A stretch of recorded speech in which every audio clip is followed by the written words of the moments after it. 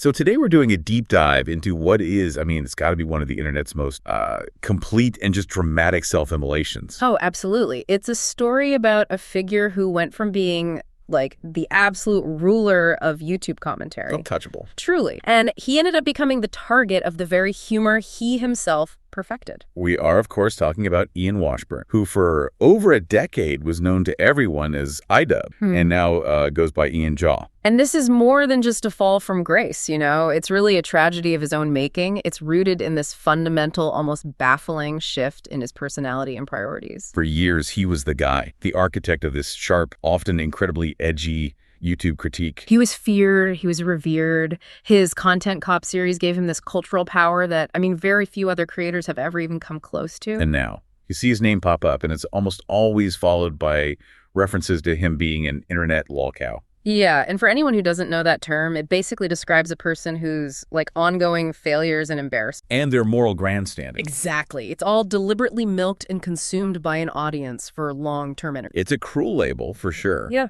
But it's one that his own dramatic actions and, frankly, his reversal ultimately brought upon himself. So our deep dive today is really focused on mapping that specific trajectory. Our sources tell this almost classic, kind of pathetic tale of betrayal, hypocrisy, and total moral. And it's all tied directly to this massive, highly scrutinized pivot in his personal life that happened right after he met his now wife, Anissa. Mm-hmm. So our mission is to try and understand the critical turning. Yeah. What was the exact moment, or the series of moments that caused one of the biggest stars of the mid-2010s to just systematically dismantle his entire brand? And not just his brand. He threw his audience under the bus, alienated his closest friends, and then just crashed his own business. It's a complete Total implosion. So we're going to start by analyzing the foundation he built, the fearlessness, the perceived integrity of that Content Cop era. Right. And then we're going to track how his later, very public attempt to, quote, acquire empathy, as he infamously put it. Oh, that infamous line. And to suddenly cater to this new progressive online crowd,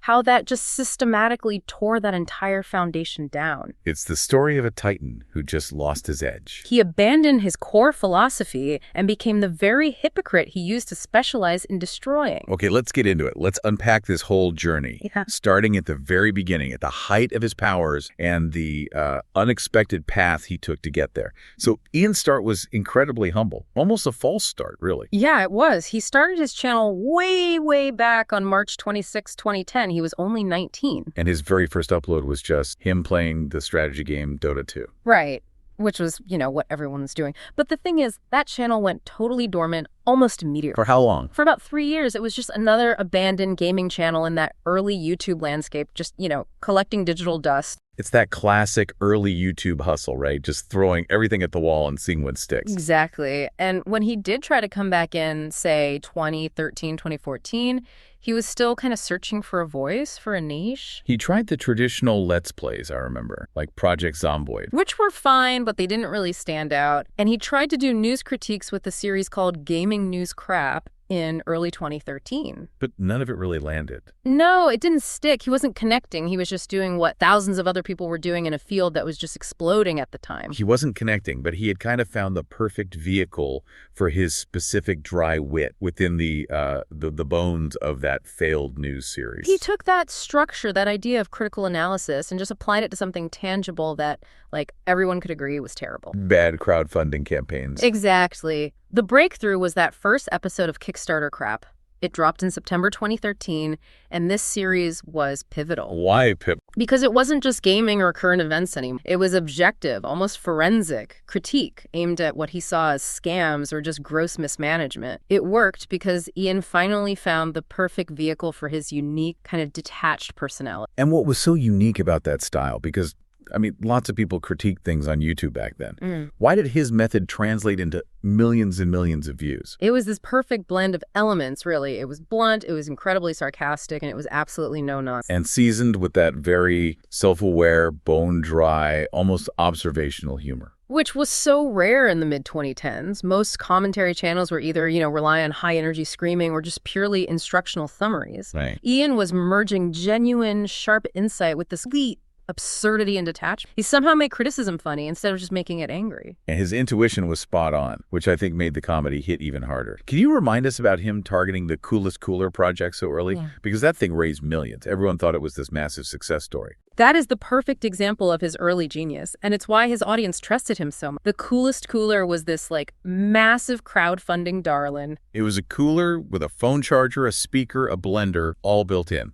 It raised over $13 million, and yet here was Ian trashing it as early as 2014. Wow. He was pointing out the absurdity of the price, the ridiculous complexity, and he correctly predicted the eventual failure to deliver on the promised timelines and features. He was able to just cut through all the industry hype and see the flaw, or at least the massive mismanagement, before anyone else. Right, and that established him as having this rare, unbiased, truth-seeking eye that his audience could really rely on. And that success meant the audience wasn't just tuning in for the terrible Kickstarters anymore. By mid-2014, people were tuning in for Ian, for his reaction, his specific voice. Precisely. And that shift was crucial. He made the content about him and his personality. The critique was the structure, but the personality was the product. He realized that the viewer attachment was personal. Yep. And he built on this by launching the Bad Unboxing series in August 2014, and this was just pure personality. I remember fans would send him the most bizarre, often gusting mail. And he would open it with that signature deadpan wit.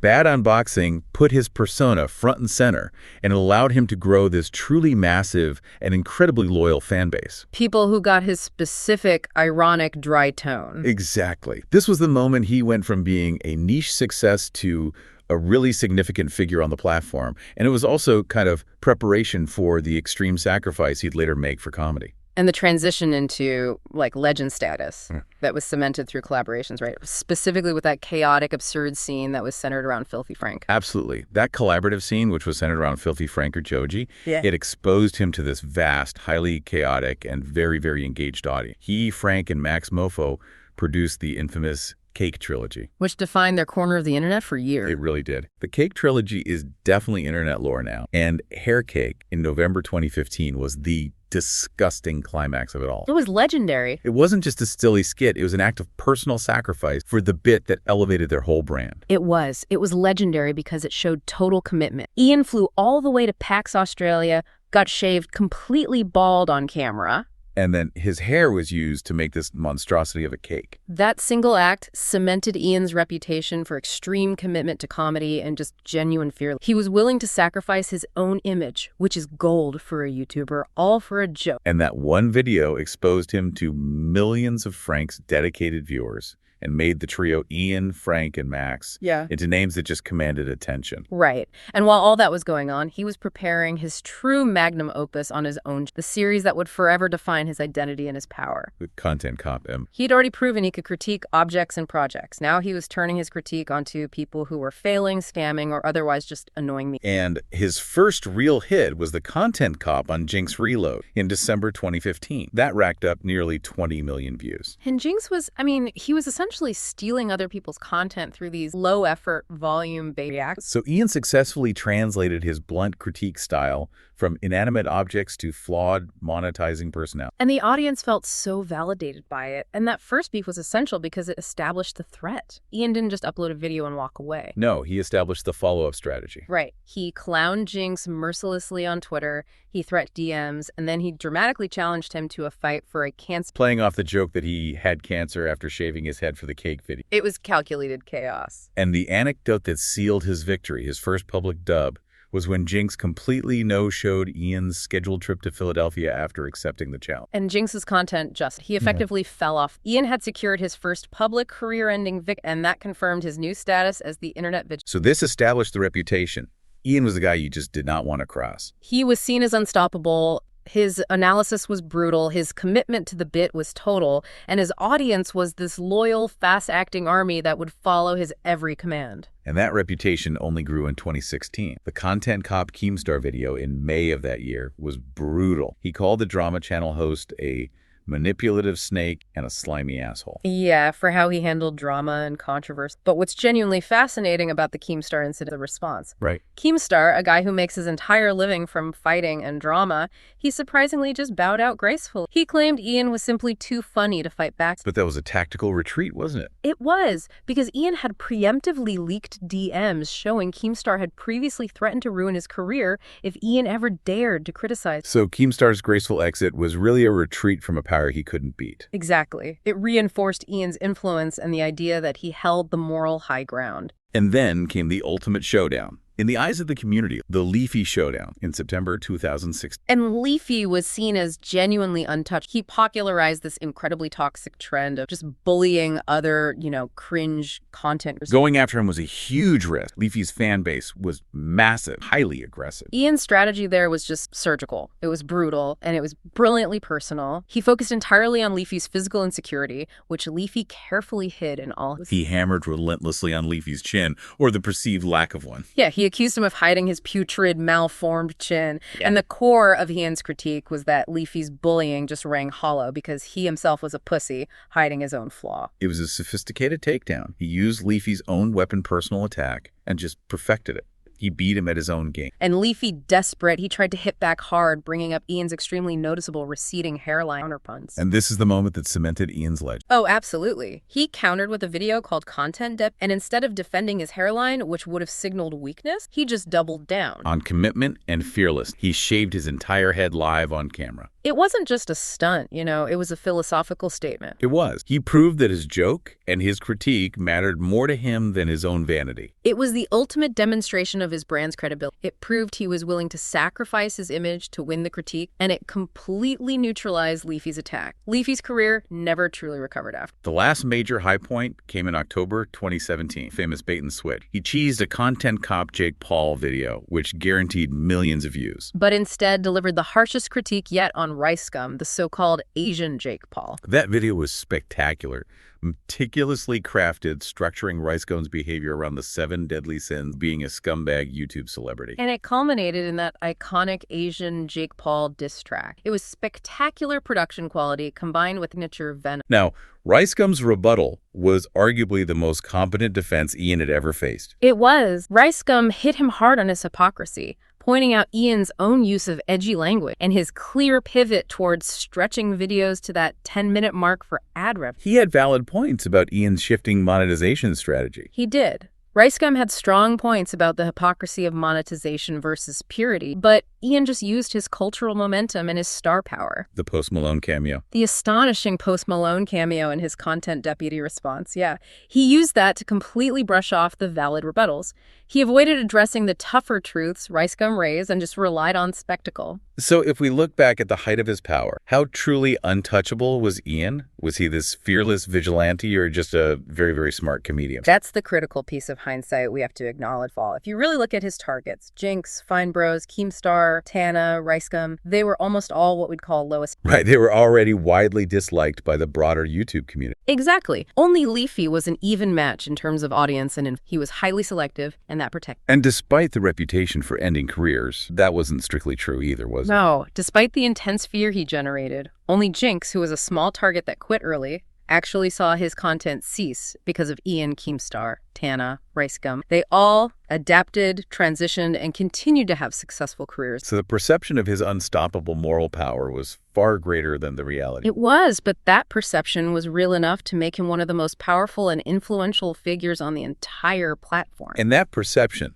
the perception of having the moral high ground, built through years of brutal honesty and humor, was about to be utterly obliterated by a dramatic shift in his private life and the emergence of his relationship with Anissa. So Ian had the reputation, he had the money, but everything was about to be challenged, not by a rival, but by his own relationship. So now we turn the lens to the figure who really acted as the primary catalyst for this massive professional undoing, his connection with Anissa Jha. Right. Anissa started her online career as a League of Legends streamer. She went by Rainbow Kids and found success on Twitch starting around 2015. But that success wasn't rooted in her gaming skill. No, not at all. She was successful primarily because of her figure, which became the entire focus of her content. She was what was known as a booby streamer. Correct. She was explicitly one of the early, highly successful booby streamers creators who gained views by focusing attention on their physical figure, often using revealing clothing or specific camera angles. I remember our sources indicated that by 2016, an article covering her noted that her chest was mentioned in her chat over 30,000 times. Right. So this established her brand from the very beginning as being purely based on leveraging sexual appeal for financial gain and views. And the initial dynamics of her professional life were already strangely blurred. Her own mother, Anissa Jha, actually became the moderator of her Twitch chat. Yeah, after she found out what Anissa was doing, she started defending her daughter from trolls and harassment in the chat. It creates this bizarre, deeply unsettling dynamic, doesn't it?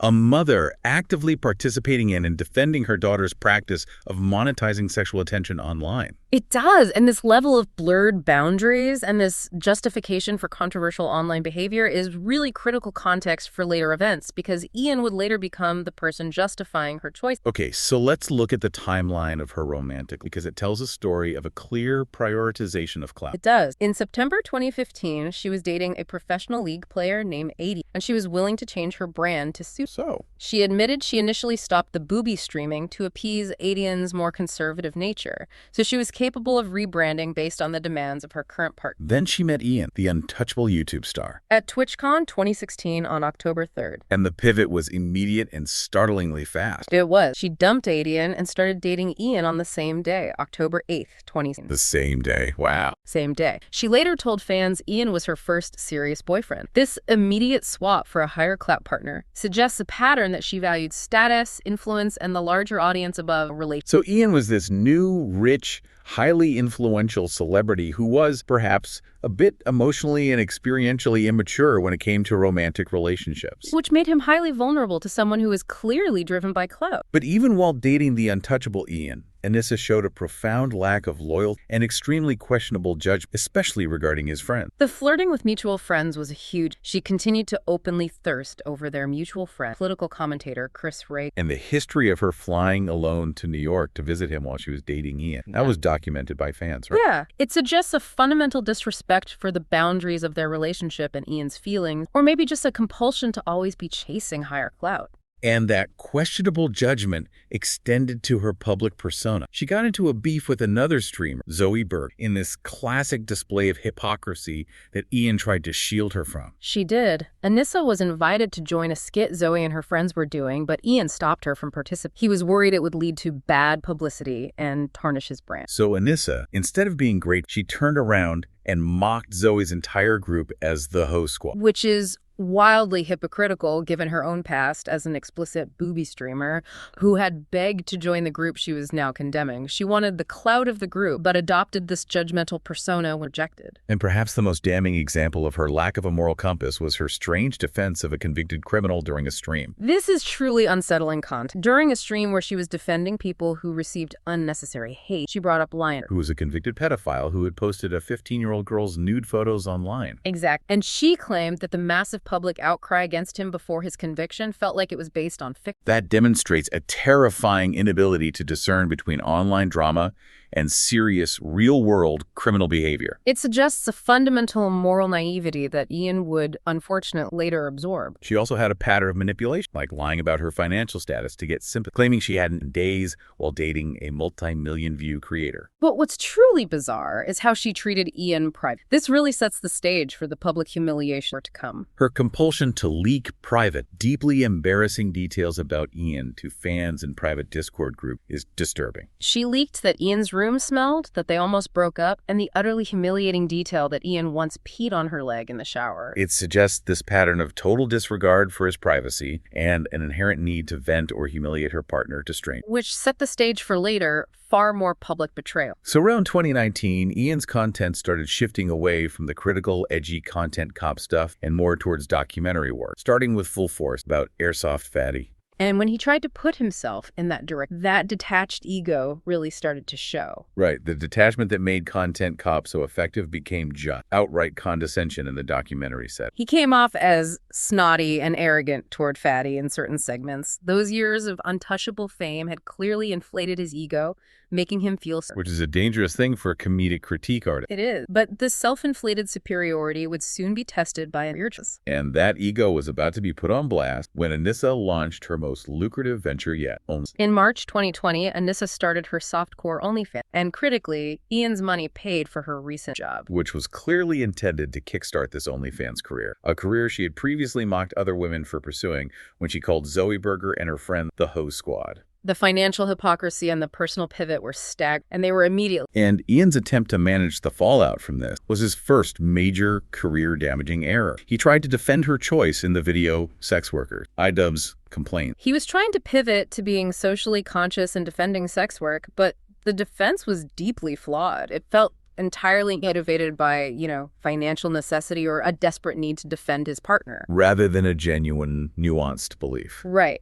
And the key disastrous mistake he made was claiming that having an OnlyFans account wouldn't affect future job prospects. And that one line immediately demonstrated a severe lack of real-world experience, didn't it? For an audience that relied on him for brutal truth, that was a fatal mistake. Absolutely. The audience, largely made up of young professionals or people familiar with corporate environments, knew that was just patently false. The video was hit with a terrible dislike rate. For the first time, Ian, the man known for sharp, factual takes, was definitively and publicly proven incorrect. And his audience correctly attributed this lapse in judgment and integrity to Anissa's influence and the necessity of defending his own financial investment in her career. That video was so damaging that even Leafy came out of hiatus just to call him a cuck. The foundation that was built on integrity and honesty was now starting to crack under the weight of this obvious, self-serving hypocrisy. So the foundation was cracking, and the next few years just saw the entire structure collapse. Ian and Anissa married in a Las Vegas wedding in June 2021. And Ian took her last name, becoming Ethan Jha. He publicly claimed the name change was due to a rough time growing up with his father, which is, understandable. It is. But when you juxtapose that with Anissa's actions on their actual wedding day, the optic toxic. She was posting OnlyFans content on their wedding day. It was a shocking display of prioritization. This wasn't about love or commitment. It was clearly about marketing and monetization. It just cemented the audience's belief that Ian was completely controlled by her business agenda, even in the most personal and intimate moments. The audience saw a total loss of his autonomy. And the stage was set for the ultimate betrayal of his original audience, which arrived in May 2023 with the video, I Miss the Old iDubbbz. This was it. The official announcement of his complete 180-degree change in persona. He didn't just apologize for his edge. No, he apologized to everyone he had ever content copped. He specifically called out Tana Mongeau, saying they didn't deserve the hate and harassment. He systematically threw his entire original audience, the people who built his fame and his wealth, under the bus in one sweeping public. And the phrase that instantly became a meme and a symbol of his downfall was his declaration that he had acquired empathy at the age of 32. That statement was just viewed as profoundly pathetic and inauthentic by his former fans. It felt like a highly public, manufactured person. It implied his entire past decade of brilliant critique was rooted not in genuine comedy or insight, but in some psychological flaw that he had only just corrected. It made his whole celebrated career seem like a mistake he was now apologizing just to gain corporate or progressive. And what's crucial is the stunning contradiction of his apology regarding Tana Mongeau. He apologized for the content cop because of the harassment she received. But Tana herself later confirmed his original. Exactly. Tana later stated on her own podcast that she felt she deserved the critique from Content Cop. She credited it as a necessary dose of reality that forced her to self-reflect and mature and ultimately helped her career grow. So Ian's focus wasn't on the truth or the constructive criticism. It was solely on the negative emotional fallout. His empathy seemed to be purely about minimizing negative emotional outcomes, even if it meant denying the beneficial truth of his own work and betraying his original commitment to honesty. And just 2 months later, while he was still navigating the betrayal of his core fan base, the next major blow landed on his financial empire, the failure of Creator Clash 2 in April 2023. This was supposed to be a massive charity success, but Ian eventually revealed it was a complete disaster. A colossal financial failure. It was. He revealed it ran at a staggering negative $250,000. And this loss wasn't due to charity payment. It was entirely due to wildly irresponsible internal spending. A massive self-inflicted wound caused by amateur business decisions. Totally. So if the first Creator Clash was a massive success, what went so wrong with the second one that it could generate such a spectacular loss? Several things. The marketing was poor, the ticket sales were weak, and the pay-per-view numbers were, like, halved compared to the first event. But the most significant factor was the exorbitant, just wasteful internal spending that dwarfed the actual cost of the venue and the fights. And our sources indicate that was heavily related to influencer networking, right? Yes, driven by a desperate desire for social validation and clout. They flew out an estimated 300 internet influencers. 300. Many of whom were not even participating in the event. And they paid for all of their hotel rooms and accommodation. On top of that, they threw these incredibly expensive galas and after-parties that had absolutely nothing to do with the charity fighting event itself. And rumors strongly suggested these lavish expenses were heavily influenced, if not outright demanded, by Anissa. Right, as an attempt to gain clout and network with more famous people. Essentially using Ian's charity money to buy her way into a new social tier of celebrity. It was a clear example of prioritizing external validation and vanity over fiscal responsibility,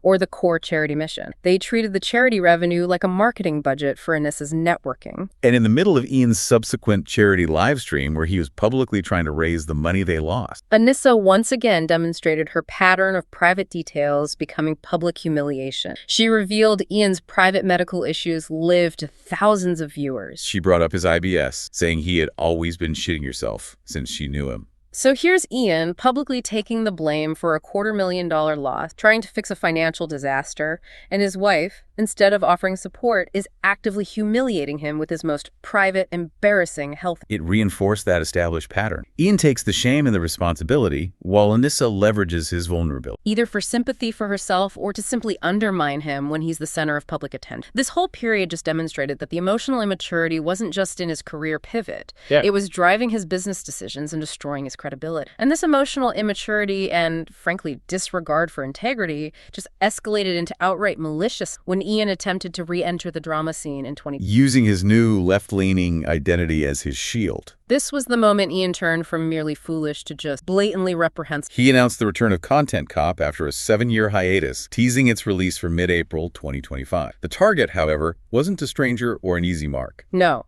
it was his friend and professional associate of nearly a decade, Ethan Klein of H3H3 Productions. And the context here is absolutely crucial and highly volatile. Ian's video was clearly a hit piece supporting the Hassan Piker camp and the toxic, highly political drama that had erupted after the October 7th attacks. So he was fully embracing this new, extremely volatile ideological community and throwing in a decade-long friendship away to do it. And his arguments against Ethan were astonishingly weak, especially coming from the architect of Content Cop. They were pathetic. He tried to label Ethan as an abusive boss by citing one tiny clip, an extremely painful moment, where Ethan got slightly frustrated when the button malfunctioned on his podcast. The argument was flimsy, just showing a desperate reach for content. Ian claimed this showed Ethan as a tyrannical boss. But to anyone who's worked in high-pressure production, it was an entirely ordinary moment of tension. It was the best, pettiest example Ian could find, showing a shocking lack of depth and intellectual honesty. The old Ian would have shredded that kind of weak evidence. He would have.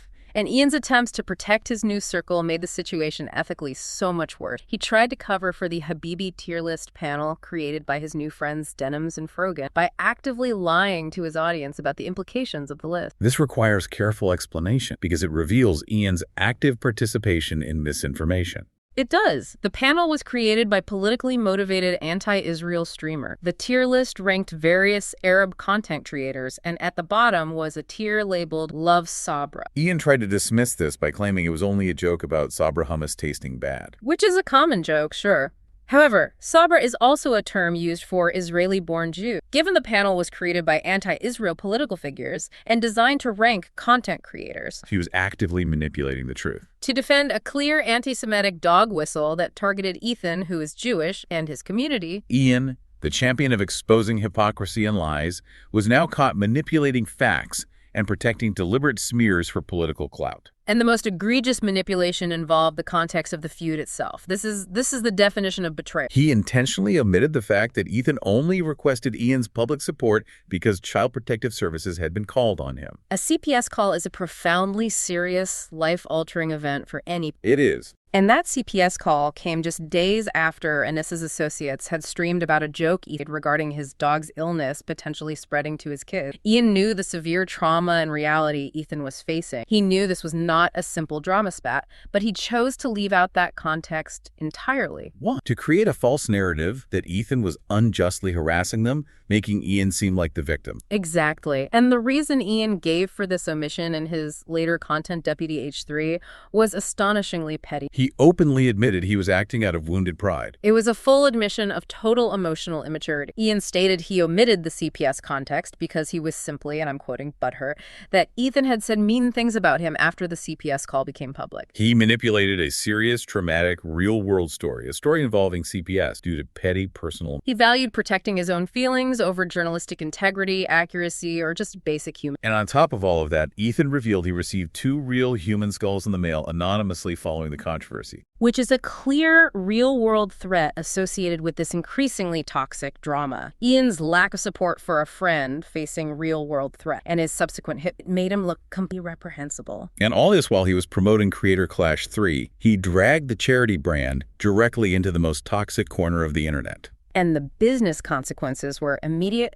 and terminal. The bad optics led to the swift destruction of the brand he created. Ian and his new friends were caught posing with a sword known to resemble a swastika, dog whistling directly to their Jewish enemy, Ethan Klein. It just cemented the brand's toxicity in the eyes of the public and other creators, and the internal chaos didn't. No, we saw the bizarre 11th hour firing of a key fighter, Froggy Fresh, which just confirmed Ian's petty motivation. Froggy Fresh was slated to fight Chris Reagan, but he was booted 3 weeks, not for fighting or trash talk, but because he was training with Ian's long-standing rival, Sam Hyde. So Ian's petty need for control and his decade-old feud with Sam Hyde superseded the integrity and financial success of the charity event itself. The audience reacted immediately. CC3 tickets just cratered. They were forced to slash price and downsize the venue dramatically. And the established talent started to bail. Top fighters, Harley Morenstein, LA, they quit, fearing irreversible damage to their own brands by associating with a name that was completely tarnished. CC3 was officially canceled in June 2025. Ian and Anissa were forced to cut all ties with the brand they found. The financial and reputational damage was total. And the final definitive nail in the coffin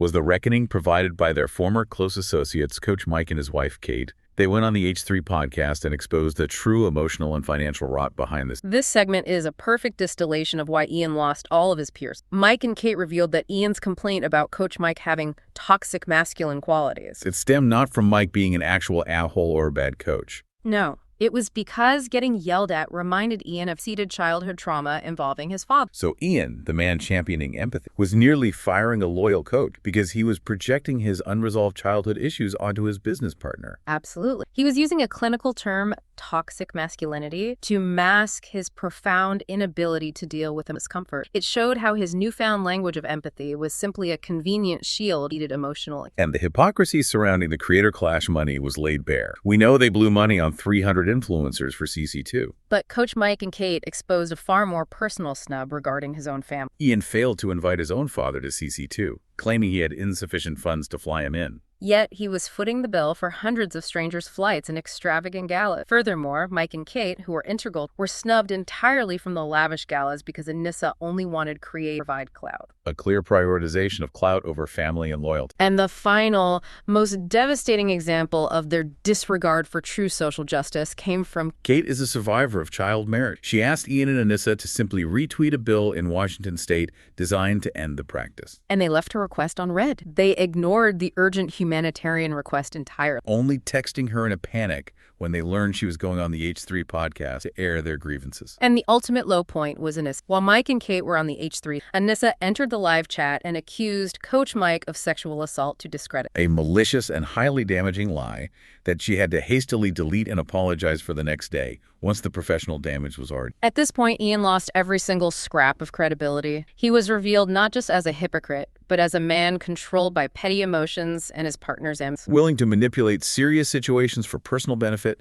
and totally incapable of prioritizing loyalty or integrity. He became the definition of the cuck he once criticized, not just sexually, but professionally. And, Ian's fall wasn't an accident. It was a violent, self-inflicted amputation. He was driven by this almost pathological need to be perceived as right by his new ideological circle and, most importantly, by Anissa. The foundation he built on sharp wit and fearlessness just crumbled. It crumbled because he let his own wounded ego, his butthurt, dictate his professional decisions. He went from being this witty, untouchable critic to just a jaded, low-energy streamer whose content is now widely seen as inauthentic slop that nobody is interested in. The consequences are dire, and they're entirely predictable. Ian threw away a multi-million-dollar career, all his friends and his entire audience to adopt a political persona that is just hollow and unconvincing. The ultimate irony is that Ian, the creator who exposed hypocrisy for a living, proved that when the pressure was highest, he would abandon truth and integrity just to maintain the illusion of being correct. He became exactly what he once sought to destroy.